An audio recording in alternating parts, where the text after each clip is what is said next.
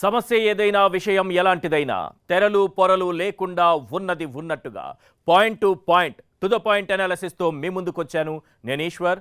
Welcome to clear cut. ఇటు Begumpet airport నుంచి CM KCR బెంగళూరుకు బయలుదేరితే కాసేపటికి అట్నుంచి అదే బేగంపేట ఎయిర్పోర్టుకు ప్రధాని మోడీ వచ్చారు. ఐఎస్బీ స్నాతకోత్సవంలో పాల్గొనేందుకు వచ్చిన ప్రధాని పనిలో పనిగా పొలిటికల్ యాంగిల్ కూడా టచ్ చేశారు. ఇక్కడ జెండా పాతేస్తామన్నారు. అటు ఢిల్లీలో జెండా పాతేందుకు కేసీఆర్ అస్త్ర శస్త్రాలను సిద్ధం చేసుకుంటున్నారు. ప్రోటోకాల్ ప్రకారం అయితే పీఎంకు సీఎం స్వాగతం పలకాలి. కానీ పొలిటికల్ ఎజెండా ముందు ప్రోటోకాల్ నిలబడలేదన్నది ఈ ఘటనతో తెలిపోయింది. సీఎంకి పీఎంకి టీఆర్ఎస్కి బీజేపీకి మధ్య పెరిగిన దూరం అమాంతంగా పెరిగిపోయిందా? ఇంతకీ రెండు పార్టీల మధ్య దూరమా? కేంద్రం రాష్ట్ర ప్రభుత్వాల మధ్య వైరమా? ఇద్దరూ చేసేది రాజకీయమేనా? కేంద్ర రాష్ట్ర ప్రభుత్వాల మధ్య వివాదాలు అభివృద్ధికి ఆటంకంగా మారుతాయా? తేల్చేద్దాం క్లియర్ కట్గా. ఇక సెకండ్ టాపిక్. పసుపు జాతరకు అంతా సిద్ధమైంది. 40 ఏళ్ల ప్రస్థానం చాటేలా, భవిష్యత్తు ప్రయాణాన్ని తెలుగు తమ్ముళ్లకు నిర్దేశించేలా మహానాడుకు అన్ని ఏర్పాట్లు చేశారు. ఇక సైకిల్ స్పీడ్ పెంచడమే ఆలస్యం. వచ్చే ఎన్నికలు టీడీపీకి లైఫ్ అండ్ డెత్గా మారాయి. ఆ ఎన్నికల్లో మళ్లీ ఓడిపోతే దశాబ్దాల చరిత్ర కలిగిన పార్టీ పరిస్థితి ప్రశ్నార్థకంగా మారుతుంది. అలా జరగకూడదు అంటే పార్టీ శ్రేణుల్లో జోష్ పెంచాలి. అలాంటి ఉరకలెత్తే ఉత్సాహాన్ని నింపేందుకు మహానాడు ఓ మంచి వేదిక. మరి ఆ వేదికను ఎలా ఉపయోగించుకుంటారనేదే ఇప్పుడు ఆసక్తికరంగా మారింది. ఇంతకీ మహానాడులో టీడీపీ తీసుకునే కీలక నిర్ణయాలేంటి? వచ్చే ఎన్నికలకు రోడ్ మ్యాప్ రిలీజ్ చేస్తారా? బస్సు సైకిల్ యాత్రలతో కదం తొక్కేస్తారా? తేల్చేద్దాం క్లియర్ కట్గా. ఇక థర్డ్ టాపిక్. పొలిటికల్ ట్రెండ్ పూర్తిగా మారిపోయింది. ఇప్పుడు దేశంలో రాజకీయాలని మందిరాలు మసీదుల చుట్టూ తిరుగుతున్నాయి. మొన్నటి వరకు చూసుకుందాంరా తేల్చుకుందాంరా అంటూ సవాల్ విసురుకున్న నేతలంతా ఇప్పుడు తవ్వుకుందాంరా అంటూ తొడలు కొడుతున్నారు. శివలింగం వస్తే మాది, శవం కనిపిస్తే మీది అంటూ మాటలతోనే మంట రాజేస్తున్నారు. తెలంగాణ బీజేపీ అధ్యక్షుడు బండి సంజయ్ ఏక్తా యాత్రలో పేల్చిన మాటల తూటాలు ఇప్పుడు రచ్చరేపుతున్నాయి. ఇంతకీ మన రాజకీయాలు ఎటుపోతున్నాయి? నేతలు మాటలతోనే మతాల మధ్య చిచ్చు పెడుతున్నారా? ఈ తరహా రాజకీయాలను ప్రజలు స్వాగతిస్తారా? గతాన్ని తవ్వితీస్తే రాజకీయ భవిష్యత్తు బ్రహ్మాండంగా ఉంటుందా? తేల్చేద్దాం క్లియర్ కట్గా. ఇక ఫస్ట్ టాపిక్. రాసిపెట్టుకో బాబాయ్. పీఎం హైదరాబాద్లో దిగి హాయ్ అని చెప్పేలోపు అటు సీఎం బాయ్ అని చెప్పి బెంగళూరుకు వెళ్ళిపోయారు. తెలంగాణలో జెండా పాతేస్తానని ప్రధాని మోడీ అంటుంటే నేను ఢిల్లీలోనే జెండా పాతేస్తానని అటు కేసీఆర్ బెంగళూరుకు బయలుదేరారు. ఐఎస్బీ స్నాతకోత్సవం ముగించుకుని ప్రధాని చెన్నైకి వెళ్లారు. ఆ తర్వాత కొద్దిసేపటికే బెంగళూరు నుంచి కేసీఆర్ హైదరాబాద్లో ల్యాండ్ అయ్యారు. వారెవ్వా ఏం పాలిటిక్స్! 26న ప్రధాని మోడీ హైదరాబాద్ పర్యటన, 26న సీఎం కేసీఆర్ బెంగళూరు పర్యటన. రెండు వార్తలు వేర్వేరైనా కలిపి చదువుకోవాల్సి వచ్చింది పాలిటిక్స్ ఫాలో అయ్యేవాళ్ళు. తెలంగాణకు నేనొచ్చా, ఏదో ఒకటి చేస్తా, జెండా పాతేస్తా. నీకు సమస్యలున్నాయా? నీ కష్టం తీరిపోతే నాకు హగ్గివు. గుర్తుపెట్టుకో, నా పేరు మోడీ. 1.5 साल के बाद इधर ही मिलेंगे, पार्टी करेंगे, జెండా పాతేంగే. బిజినెస్ మెన్ మూవీలో మహేష్ బాబు రేంజ్లో ప్రధాని మోడీ బేగంపేటలో ల్యాండ్ అయ్యి అవ్వగానే స్పీచ్ దంచికొట్టారు. అధికారిక పర్యటనకు హైదరాబాద్లో అడుగుపెట్టిన ప్రధాని దాన్ని తమ పార్టీ కోసం చక్కగా ఉపయోగించుకున్నారు. పార్టీ నేతల్లో టన్నుల కొద్దీ ఆత్మస్థైర్యాన్ని నింపారు. ఇటు మోడీ తెలంగాణలో జెండా పాతేస్తానంటుంటే అటు కేసీఆర్ ఢిల్లీలో భూకంపం పుట్టిస్తానంటున్నారు. ప్రధాని హైదరాబాద్కు వస్తున్నారంటే ప్రోటోకాల్ ఉండాలి. అది పక్కకు పోయింది. అటు పీఎం ఇటు సీఎం పొలిటికల్ ఎజెండాను సెంటర్లో పాతేశారు. అసలు ఎవరు ఎక్కడ తమ జెండాను పాతుతారు? ఇది రెండు పార్టీల మధ్య వైరమా? కేంద్ర రాష్ట్ర ప్రభుత్వాల మధ్య దూరమా? కేంద్రం రాష్ట్రం వైరం ఎవరికి నష్టం? మధ్యలో నలిగిపోయేది ఎవరు? ఫిబ్రవరిలో ప్రధాని ముచ్చింతలకు వచ్చినప్పుడు సీఎం కేసీఆర్ నగరంలోనే ఉన్నా పలకరించలేదు. ఇప్పుడు మోడీ వచ్చేలోపే ఆయన బెంగళూరుకు వెళ్ళిపోయారు. కలవాలన్న ఆసక్తి లేనప్పుడు, పలకరించే అవసరమే లేదనుకున్నప్పుడు ఇక్కడ ఉన్నా ఒకటే, అక్కడ ఉన్నా ఒకటే, ఎక్కడ ఉన్నా ఒకటే. పెద్దగా తేడా ఏముండదు. కేంద్ర రాష్ట్రాల మధ్య ధాన్యం దంగల్తో దూరం పెరిగింది. ఇప్పుడది ఉప్పు నిప్పుగా మారిపోయింది. ఇటు బీజేపీ తెలంగాణపై కన్నేస్తే అటు సీఎం కేసీఆర్ ఏకంగా కుంభస్థలాన్నే టార్గెట్ చేశారు. ఇలా రెండు పార్టీల మధ్య పెద్ద యుద్ధమే జరుగుతోంది. అలాంటి సమయంలో పీఎంని సీఎం కలిస్తే వింత, కానీ కలవకపోవడంలో ఆశ్చర్యం ఏమీ లేదు. పార్టీల మధ్య ప్రభుత్వాల మధ్య బాగా గ్యాప్ వచ్చింది. నిజానికి ఈ దూరం ఎప్పటి నుంచో ఉంది. ఈ మధ్య అది ఇంకాస్త పెరిగింది. ధాన్యం కొనుగోలు విషయంలో కేంద్ర రాష్ట్ర ప్రభుత్వాలకు చెడింది. సీఎం కేసీఆర్ నేరుగా ఢిల్లీలో ధర్నా చేశారు. అయినా కేంద్రం దిగిరాకపోవడంతో రాష్ట్ర ప్రభుత్వమే రైతుల నుంచి ధాన్యం కొనుగోలు చేస్తోంది. ఈ సమయంలో ఇరు పార్టీ నేతల మధ్య మాటల తూటాలు పేలాయి.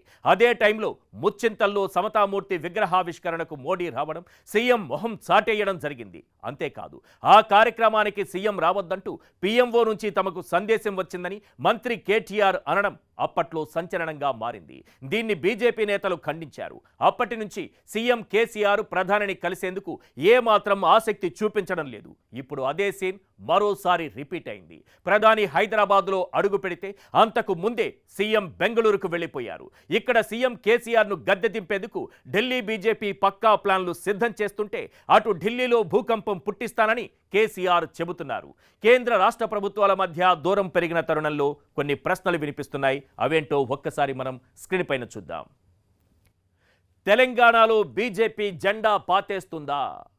ఢిల్లీలో కేసీఆర్ భూకంపం పుట్టిస్తారా? ప్రోటోకాల్ కన్నా పొలిటికల్ ఎజెండానే కీలకంగా మారిందా? కేంద్ర రాష్ట్ర ప్రభుత్వాల మధ్య దూరంతో ఎవరికి నష్టం? పంతాలు పట్టింపులు అభివృద్ధిని అడ్డుకుంటాయా?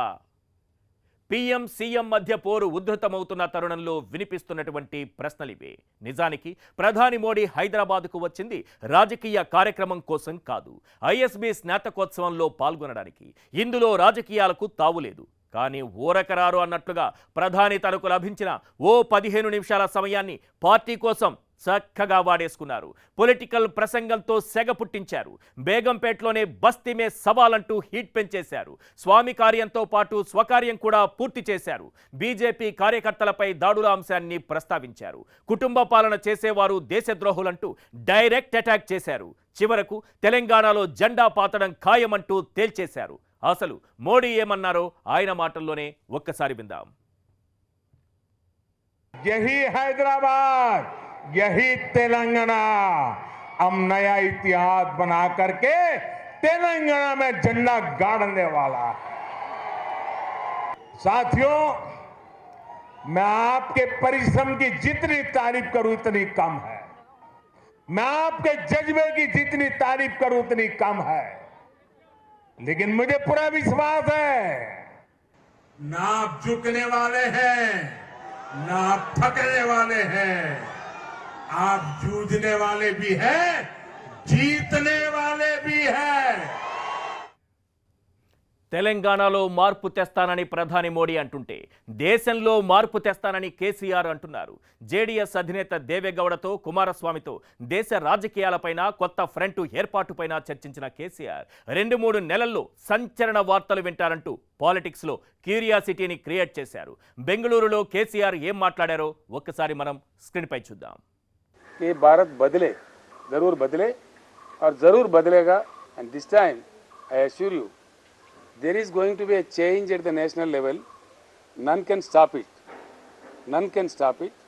लेकिन भारत बदलेगा, भारत को बदलना चाहिए, परिवर्तित होना चाहिए, संभावित रूप का परिणाम लेना चाहिए. डेफिनेटली देश का हालत को बदलने का हर संभव प्रयास करना चाहिए. 2-3 महीने के बाद आपको सेंसेशनल न्यूज़ मिलेगा. సాధారణంగా ప్రధాని వస్తున్నారంటే సీఎం ఆహ్వానం పలకడం ఆనవాయితీ. అదే ప్రోటోకాల్. అనారోగ్య కారణాలు మినహా ఎట్టి పరిస్థితుల్లోనూ దీన్ని స్కిప్ చేయకూడదు. కానీ తెలంగాణలో ఉన్న రాజకీయ పరిస్థితులు పూర్తిగా భిన్నం. ప్రధానమంత్రి, ముఖ్యమంత్రి అనే యాంగిల్ వేరు. బీజేపీ నాయకుడు మోడీ, టీఆర్ఎస్ నాయకుడు కేసీఆర్ అనే యాంగిల్ వేరు. ఈ రెండింటినీ కలగాపులగం చేసి ఎప్పుడూ చూడకూడదు. కానీ ఇక్కడున్న రాజకీయ పరిస్థితుల దృష్ట్యా ఇది ఐఎస్బీ ఈవెంటా లేదంటే సీఎం ప్రోటోకాల్ పాటించడం లేదా అన్నది ప్రజలకు అనవసరం. పీఎంకి సీఎం సాదర స్వాగతం పలికి ఇద్దరూ ఒకే వేదికపై కనబడితే అదేంటి, మొన్నటి వరకు ఇష్టం వచ్చినట్లు తిట్టుకున్నారు కదా, ఇప్పుడేంటి ఇలా కలిసిపోయారనే సందేహం ఎవరికైనా కలుగుతుంది. ఇది తెలంగాణలో కాంగ్రెస్ పార్టీకి ఓ ఆయుధంగా మారుతుంది.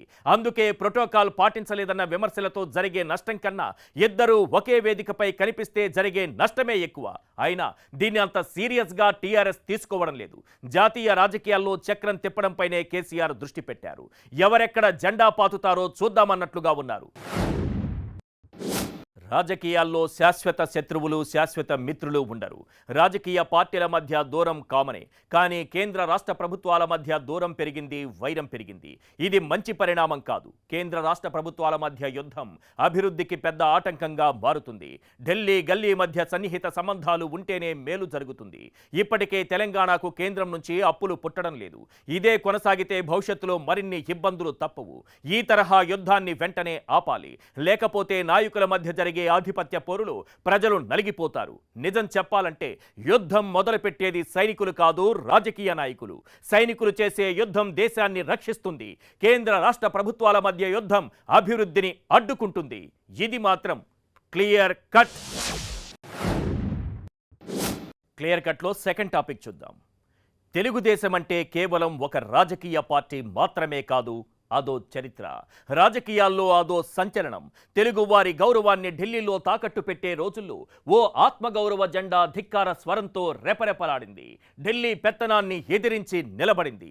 అలాంటి ఘన చరిత్ర ఉన్న పార్టీ ఇప్పుడు ఉనికిపాట్లతో కునుకుపాట్లతో ఇబ్బందులు పడుతోంది. పార్టీని ఇప్పుడు గాడిలో పెట్టాలంటే శక్తినంతా కూడదీసి మరి పైకెత్తాలి. ఇప్పుడు అదే పనిలో ఉన్నారు చంద్రబాబు. దానికి మహానాడును వేదికగా చేసుకుంటున్నారు. 7-10 వయసులోనూ తన సత్తా ఏంటో చూపిస్తానంటున్నారు. 27, 28 తేదీలలో ఒంగోలులో జరిగే మహానాడుకు పార్టీ ఉత్సాహంగా ప్రిపేర్ అయింది. బాదుడే బాదుడు కార్యక్రమాన్ని విజయవంతంగా పూర్తి చేసుకున్న చంద్రబాబు సైకిల్ ఎక్కి నేరుగా మహానాడుకు చేరుకుంటున్నారు. మహానాడు తరువాత పూర్తిగా జనంలో ఉండేలా ప్లాన్ చేసుకుంటున్నారు. బస్సెక్కి రాష్ట్రాన్ని చుట్టేయాలని డిసైడ్ అయ్యారు. అసలు ఏపీలో పసుపు జాతరతో పొలిటికల్ పూనకాలు మొదలవుతాయా? మహానాడు తరువాత సైకిల్ స్పీడ్ పెరుగుతుందా? నిరాశలో ఉన్న తమ్ముళ్ళు నిప్పు కణికలై పొలిటికల్ రణక్షేత్రంలోకి దూకుతారా? 2024కు సైకిల్ ట్రాక్ సిద్ధం చేస్తారా? తెలుగుదేశం పిలుస్తోంది, రా కదలిరా అన్న నినాదం మరోసారి రాష్ట్రమంతటా ప్రతిధ్వనిస్తుందా? జనసేనతో పొత్తు, బీజేపీ పట్ల వైఖరిపై ఓ క్లారిటీ వస్తుందా?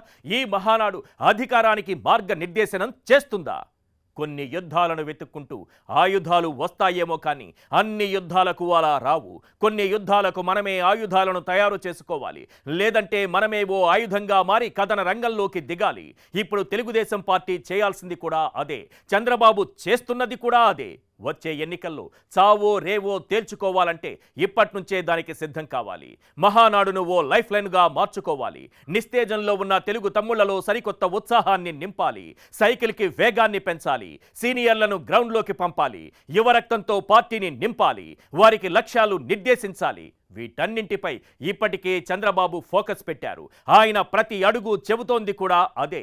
మహానాడులో ఎలాంటి నిర్ణయాలు తీసుకుంటారు, ఎలాంటి తీర్మానాలు చేస్తారు, వచ్చే ఎన్నికల్లో అనుసరించాల్సిన ప్రణాళికపై పార్టీ శ్రేణులకు ఏ స్థాయిలో క్లారిటీ ఇస్తారు అనే దానిపైనే తెలుగుదేశం జయాపజయాలు ఆధారపడి ఉంటాయి. మధ్యంతర ఎన్నికలకు వైసీపీ చూస్తోందని ఆరోపిస్తోంది టీడీపీ. అదే నిజమైతే ఎన్నికలు ఎప్పుడొచ్చినా దానికి సిద్ధంగా ఉండాలి. తెలుగు తమ్ముళ్లను దానికి సిద్ధం చేయాలి. మహానాడును టీడీపీ ప్రతిష్టాత్మకంగా నిర్వహిస్తున్న సందర్భంలో కొన్ని ప్రశ్నలు వినిపిస్తున్నాయి. అవేంటో ఒక్కసారి మనం స్క్రీన్ పైన చూద్దాం. బాదుడే బాదుడు కార్యక్రమంతో చంద్రబాబు స్పీడ్ పెంచారా? ఈ మహానాడు టీడీపీ భవిష్యత్తుకి అత్యంత కీలకమైందా? వచ్చే ఎన్నికలకు రోడ్ మ్యాప్ సిద్ధం చేస్తారా? పొత్తుల విషయంలో ఏదైనా క్లారిటీ ఇస్తారా? బస్సు సైకిల్ యాత్రలు చేసేందుకు చంద్రబాబు లోకేష్ సిద్ధమయ్యారా? ఒంగోలు పసుపుమయంగా మారిన వేళ వినిపిస్తున్న ప్రశ్నలివే. ప్రత్యర్థులు ఎన్ని విమర్శలైనా చేయొచ్చు, రాజకీయంగా ఎన్ని ఆరోపణలైనా గుప్పించవచ్చు. అందులో కొంత వాస్తవం ఉండొచ్చు, ఉండకపోవచ్చు. ఒక్కటి మాత్రం నిజం, రాజకీయానికి వేగం నేర్పిన వ్యక్తి చంద్రబాబు. అవకాశాలను ఎలా వాడుకోవాలో, సంక్షోభాలను అవకాశాలుగా ఎలా మలుచుకోవాలో, ఏ ఆయుధాన్ని ఎప్పుడు వాడాలో ఎప్పుడు వాడకూడదో నిరూపించిన వ్యక్తి చంద్రబాబు. సమరంలో నిలిచారంటే గెలిచే వరకు ఎన్ని ఎత్తులైనా వేసి ఎన్ని వ్యూహాలైనా పన్ని శత్రువుని చిత్తు చేసే వరకు ఊపిరి తీయరు. అలాంటి చంద్రబాబులో ఆ మధ్య కొంచెం వేగం తగ్గింది. బహుశా అది వయోభారం వల్ల వచ్చింది కావచ్చు, జగన్ దూకుడు కావచ్చు. కానీ ఇప్పుడు మళ్ళీ బాబు ఫామ్లోకి వచ్చినట్లుంది. ఆయన ప్రసంగాల సరళిలో మార్పు వచ్చింది. సూటిగా సుత్తి లేకుండా పాయింట్ టు పాయింట్ డైరెక్ట్గా మాట్లాడుతున్నారు. అప్పట్లోలా గంటల కొద్దీ బోర్ కొట్టించే స్పీచ్లు, ప్రెస్ మీట్లు లేవు. ప్రత్యర్థిని నేరుగా టార్గెట్ చేస్తూ కౌంటర్లు ఇస్తున్నారు. బాదుడే బాదుడనే కార్యక్రమంతో ఉత్తరాంధ్ర, కోస్తా, రాయలసీమలో చంద్రబాబు సుడిగాలి పర్యటనలు చేశారు. ఆ సమయంలో అందరికీ సరికొత్త చంద్రబాబు కనిపించారు. ఆయన స్పీడు, మాట తీరు చూసి ఇంత జోష్ ఎక్కడి నుంచి వచ్చిందబ్బా అని శత్రువులే సందేహపడేంతలా బాబు జోరు మీదున్నారు. ఈ టెంపోను మహానాడు వరకు తీసుకొచ్చారు. దాన్ని ఎన్నికల వరకు కంటిన్యూ చేయాలన్నది పసుపు తమ్ముళ్ల అభిలాష. మహానాడులో తీసుకునే కీలక నిర్ణయాలపైనే టీడీపీ స్పీడ్ పెరుగుతుందా తగ్గుతుందా అనేది తేలిపోనుంది. అంతేకాదు వచ్చే ఎన్నికలకు సంబంధించి ఒక రోడ్ మ్యాప్ని సిద్ధం చేసుకోవడంతో పాటు దానిపై తెలుగు తమ్ముళ్లకు ఓ క్లారిటీ ఇవ్వాల్సిన అవసరం ఉంది. పొత్తులపైన ఇందులోనే ఓ క్లారిటీ ఇస్తారనే ప్రచారం జరుగుతోంది. వచ్చే ఎన్నికల్లో టీడీపీ జనసేనతో కలిసి ఎన్నికల బరిలో దిగుతుందన్న మాట ఈ మధ్య గట్టిగా వినిపిస్తోంది. జనసేనతో పొత్తు ఉంటుందనే చర్చ రెండు పార్టీల్లోనూ ఉంది. ఈ తరుణంలో మహానాడులో దీనిపై ఓ స్పష్టతకు వచ్చే అవకాశాలు ఉన్నాయా? బీజేపీకి దగ్గరయ్యే ప్రయత్నం చేస్తారా? పొత్తుల పట్ల ఎలాంటి వైఖరి అవలంబిస్తారో అనే చర్చ రాజకీయ వర్గాల్లో నడుస్తోంది. టీడీపీ శ్రేణులు మాత్రం జనసేనతో పొత్తు ఉంటే లాభమనే భావనలో ఉన్నాయి. అంతేకాదు కేంద్రంలో అధికారంలో ఉన్న బీజేపీ కలిసొస్తే ఇక టీడీపీకి తిరిగే ఉండదని భావిస్తున్నారు. మరి ఈ మహానాడు వాటన్నింటికీ ఒక క్లారిటీ ఇస్తుందా? పొత్తులకు బాటలు వేస్తుందా? అధికారం వైపు నడిపిస్తుందా?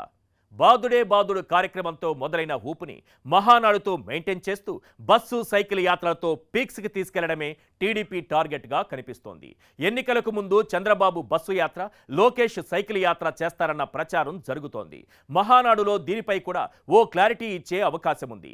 ఇలా చేస్తేనే నిత్యం జనంలోనూ ఉంటూ వారి సమస్యలు తెలుసుకుంటూ ప్రజా వ్యతిరేక విధానాలను ఎండగడుతూ ముందుకెళ్తే ఎన్నికల్లో ఆశించిన ఫలితాలు అందుకునే అవకాశం ఉంది. అంతేకాదు పార్టీలో యువ రక్తాన్ని కూడా నింపాల్సిన అవసరం చాలా ఉంది.